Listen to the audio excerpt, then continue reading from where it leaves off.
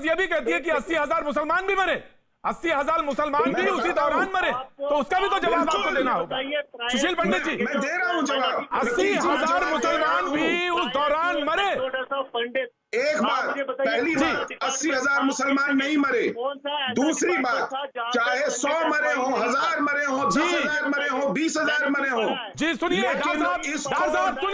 डार साहब सुनिए, मैंने सवाल रखा है आपका कि 80,000 मुसलमान भी जब कश्मीर पंडित छोड़कर जा रहे थे तो मरे, ये नेशनल कॉन्फ्रेंस के प्रवक्ता बोलते हैं बहस में। जी हाँ, तो उसका भी जवाब आपको देना चाहिए सुशील पंडित जी।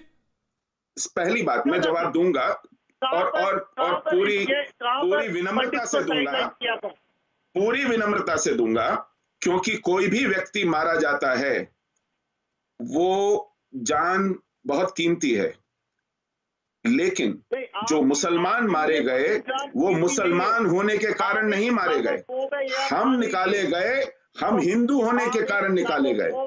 वो अगर मारे जाते हैं तो वो बंदूक कलाश्निकोव उठाने के कारण मारे जाते हैं, वो बमबारी करने के कारण मारे जाते हैं, वो जिहाद में इसलिए मारे जाते हैं कि वो घोषणा करके आते हैं कि हमें शौक़े शहादत है। उन्हें अफीम चटाई जाती है मदरसों में कि आप अल्लाह की राह में पत्थर फेंकिए, मस्जिदों से ऐलान करके इकट्ठे किए जाते हैं कि आइए एनकाउंटर को डिस्टर्ब कीजिए। राजीव जेटली साहब, चरण सिंह साफरा, राजीव जेटली, चरण सिंह साफरा, मैं आप बिल्कुल भी ऐतराज मत करिएगा, आपका पूरा से है, पूरी बहस में से है, लेकिन मैं इरफान हफीज लोन साहब, मैं एक बात पूछना चाहता हूं आपसे। बिहार का बच्चा, उत्तर प्रदेश का बच्चा, डार साहब, बिहार का बच्चा, उत्तर प्रदेश का बच्चा, मध्य प्रदेश का हो, कर्नाटक का हो, वो कहता है बेरोजगारी तो यहां भी है, इसका मतलब ये थोड़ी ना क्लैशकोव उठा लेता हूं, राइफल उठा लेता हूं, या देश भारत माता के खिलाफ बोलने लगता हूं, या भारत देश के खिलाफ वो बात कहने लगता हूं, जहर उगलने लगता हूं। बात तो मेरे यहां भी सही है ये। तो आपके यहां अगर बात है और ये बात है कि हमारे यहां बेरोजगारी है, तो एड्रेस करने की उसको जरूरत है, ना कि उसको और भड़काने की। इरफान हफीज लोन साहब, प्रतीक जी, और कंपेयरिंग एप्पल्स विद ऑरेंज, ये आप सही कंपैरिजन नहीं कर रहे हैं। क्यों नहीं कर रहे हैं? जब आप मेरे प्लीज, अगर आपका मुल्क और मेरा मुल्क अलग है क्या? इस देश का इस कॉन्स्टिट्यूशन में रेजोल्यूशन है, जब पार्लियामेंट में रेजोल्यूशन है तो मैं तो वही बात कह रहा हूं, मैं तो अलग मानता ही नहीं आपको, या तो आप अलग हो। कर रहा हूं, आपने सवाल प्रश्न पूछा, अच्छा रहेगा आज, बहुत अच्छा रहेगा अगर आप मुझे आधा मिनट दे देंगे। बोलिए जी हाँ, देखिए, पहले सुशील जी ने जो बात कही कि ये टेम्पररी 370 था, ये टेम्पररी इसलिए लिखा गया था वहां पर कि जो कॉन्स्टिट्यूएंट असेंबली जम्मू कश्मीर की थी वो अपना काम कर रही थी, 370 कहता है कि वो फाइनल निर्णय ले लेंगे, इसलिए टेम्पररी था। उसके बाद सुप्रीम कोर्ट जो कहता है वो फाइनल होता है। सुप्रीम कोर्ट ने कहा संपत प्रकाश जजमेंट में ये परमानेंट है। उसके साथ साथ मैं आपको बताना चाहता हूं कि जो आप अभी ये हिंदू मुस्लिम ये कर रहे हैं, इससे पहले भी आपके ही शो में मैंने पंडित जी को यही प्रश्न पूछा, मैंने कहा, और जो ये उत्तर देते हैं वो बिल्कुल रेडिकुलस है। मैंने इनको तब कहा कि जम्मू कश्मीर में जो हमारे कश्मीरी पंडित भाई मारे गए, मैं भी इसका शिकार हूं, मेरे वालिद साहब भी शहीद किए गए, हम सारे लोग इसमें इस मुसीबत के शिकार हैं। तो अगर सरकार कहती है 280 या 300 हमारे बदकिस्मती से कश्मीरी पंडित भी है, लेकिन दूसरी ओर से 1 लाख मुसलमान भी है, तो उसका कहना ये जी मुसलमान होने के रेडिकुलस रिप्लाई पंडित जी देते हैं कि जी हिंदू होने के कारण मारा गया और मुस्लिम होने के कारण नहीं, ये कोई जवाब नहीं है। तो आप जो आपने प्रश्न पूछा, बेरोजगारी का, इसलिए आपको मैं इसको दोबारा आपको समझाता हूं, अगर आपको समझ नहीं आया तो मैं बताता हूं कैसे हुआ। आप क्यों कंपैरिजन गलत कर रहे हैं? सुनिए, जवाब सुनिए। 3 युद्ध हो गए, जम्मू कश्मीर में इंटरलोकेटर्स लोन साहब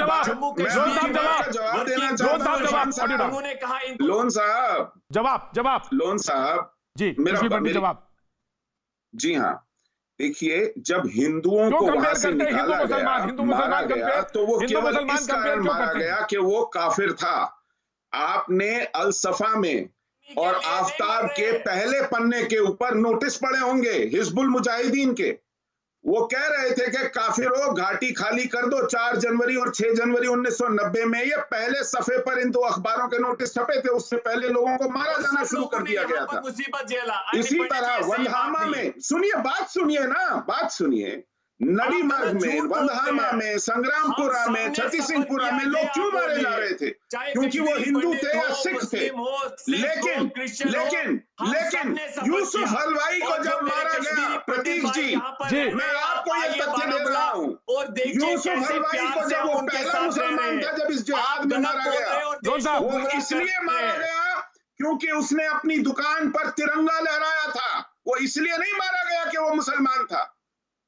इसी तरह जब जम्मू कश्मीर यूनिवर्सिटी के वाइस चांसलर को मारा गया, मुशीरुल हसन को, वो इसलिए नहीं मारा गया,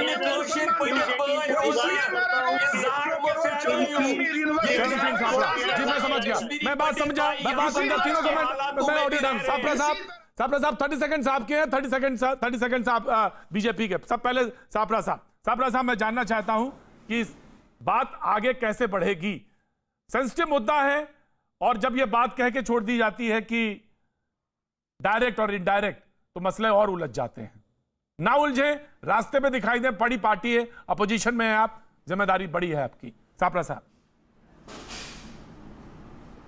देखिए प्रतीक जी, बात यह है, कुछ दिन पहले भी प्रधानमंत्री आदरणीय नरेंद्र मोदी जी ने एक जुमला कहा था, दिल्ली से दूरी दिल की दूरी, उन्होंने ये बात कही थी।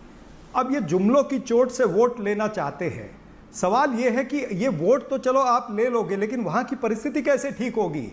जब जम्मू कश्मीर की जनता चाहती है पूर्ण राज्य का दर्जा हमको मिले, तो फिर भारतीय जनता पार्टी की सरकार क्यों नहीं पूर्ण राज्य का दर्जा देना चाहती है? क्यों नहीं उनको कॉन्स्टिट्यूशनल गारंटी आप जल्द से जल्द देना चाहते हो? साहब कब दे रहे हैं? हालांकि गृह मंत्री तो कह रहे हैं, बताएं आप। मुझे बात पूरी करने दीजिए सर। टाइम नहीं है सर, मैंने करीबन